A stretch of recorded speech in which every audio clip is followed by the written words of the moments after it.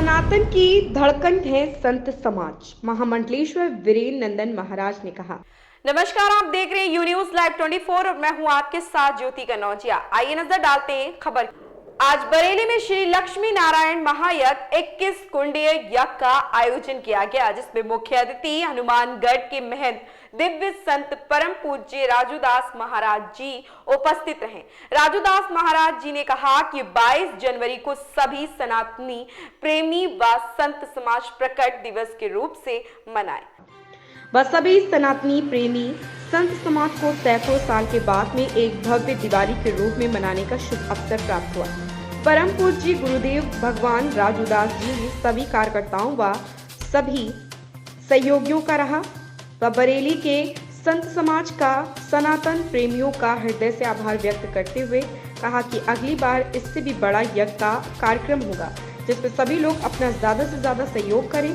महामंडलेश्वर वीरेंद्र महाराज जी ने कहा कि सनातन की धड़कन है संत समाज। वह महाराज जी ने कहा कि आज बरेली की धरती पर परम पूज्य गुरुदेव भगवान राजूदास महाराज जी ने सभी संतों व सनातन प्रेमियों पर अपने आशीर्वाद की वर्षा की है। उसमें सभी सनातनी प्रेमी सुख समृद्धि के गोते लगा रहे।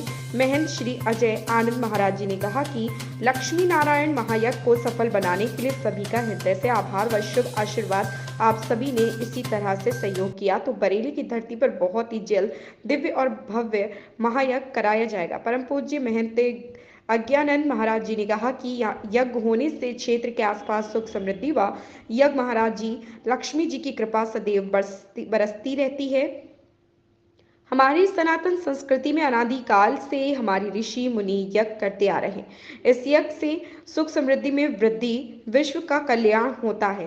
परम पूज्य महान राजूदास जी महाराज का हम सभी बरेली वासी सदैव आभारी रहेंगे। उन्होंने अपने कीमती समय में हम सभी सनातियों को शुभ आशीष देने के लिए बरेली पधारे हैं और सभी मीडिया बंधुओं का भी आभार व्यक्त करना चाहूंगा और बरेली के सभी सनातनी भाइयों का हृदय से आभार। इस अवसर पर हजारों सनातनी मौजूद रहे। निकलती है उस ऊर्जा से समाज की कल्याण कैसे हो सके ये संत ही कर सकते हैं, बाकी कोई नहीं कर सकता है। बाकी तो दुनिया में है कि हमारा नौकरी लग जाए, किसी के बेटे को नौकरी चाहिए, किसी की बेटी को नौकरी चाहिए, किसी खूब बड़े हो जाए, खूब धन आ जाए, खूब दौलत है। लेकिन संतों का जो कार्य है राष्ट्र का पुनर्निर्माण, राष्ट्र में रहने वाले सर्व समाज के व्यक्ति कैसे सुखी से रहे, संपन्नता से रहे, इस उद्देश्य के नाते यहाँ आने का अवसर मिला है। दूसरा, आपने अयोध्या के बारे में पूछा है कि प्राण प्रतिष्ठा किसको किसको निमंत्रण आपने दिया है। मंदिरों में किसी के निमंत्रण देने की जरूरत भी नहीं है। अगर वो हिंदू है, सनातनी है तो किसी भी निमंत्रण की जरूरत नहीं है। आप आइए, किसी का पर्सनल कोई काम होता, शादी होता, विवाह होता तो निमंत्रण दिया जा सकता है। पारब्रह्म परमात्मा भगवान श्री राम सबके हैं, किसी पार्टी के नहीं, किसी दल के नहीं, किसी संप्रदाय के नहीं। भगवान राम पूरी आस्था का केंद्र है, कण कण में उनकी व्यापकता है और हर जन के मन में उनके प्रति भाव है, निष्ठा है, समर्पण है, त्याग है। तो इसके नाते अगर हम निमंत्रण दें तो ये अच्छी बात नहीं होगी। और भी किसी सवाल पूछा हो सभी को रहमान का अभी भी यही मानना है उनका, जो अयोध्या की जगह जहाँ अयोध्या मंदिर बना हुआ है वहाँ पर मस्जिद थी, सुप्रीम कोर्ट को फैसले को मानने से इनकार किया है उन्होंने। ये प्रेस के माध्यम से मैं निवेदन करना चाहूंगा कि अभी मैं पीछे चला जाऊं तो फिर आप लोग को भारत में रहना दुष्कर हो जाएगा। आपने क्या किया ये मुझको पता नहीं है, आपके पूर्वजों ने मेरे साथ क्या किया ये पता नहीं। 1000 वर्ष तक आपने यहाँ शासन किया, उस शासन काल में आपने क्या किया? सवा मन जनेऊ तोलते थे तो आप पानी पीते थे। आपने लाखों मेरे मंदिरों को तोड़े, आज ये नौबत क्यों आ गई? आज अयोध्या में 100% साधु संत है। वहां का बाबर कौन था? बाबर एक विदेशी आक्रांता था, लुटेरा था, बलात्कारी था, जो माताएं बहन बेटियों का इज्जत लूटता था, मंदिरों को तोड़ता था, गुरुकुल को तोड़ता था, साधु संतों की गला काटता था, साधु संतों की हत्या करता था। आज उसके नाम पर अगर कोई मस्जिद बने तो समझो इस्लाम पर थूकना चाहिए। ऐसा कोई हो सकता है क्या भाई? ऐसा कोई धर्मगुरु हो सकता है जो ये कार्य करता हो, घिनौना कृत्य करता हो उसके नाम पर? तो सफी वर्क रहमान ही नहीं, ओवैसी को मैंने सुना।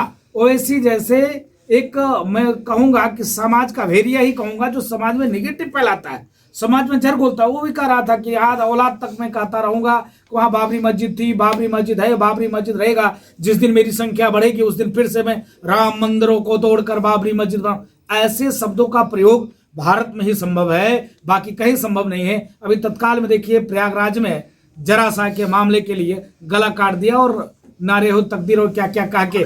तो हम सनातनी हैं, सहिष्णु हैं, इसके नाते वर्क जैसे लोग बोल पाते हैं।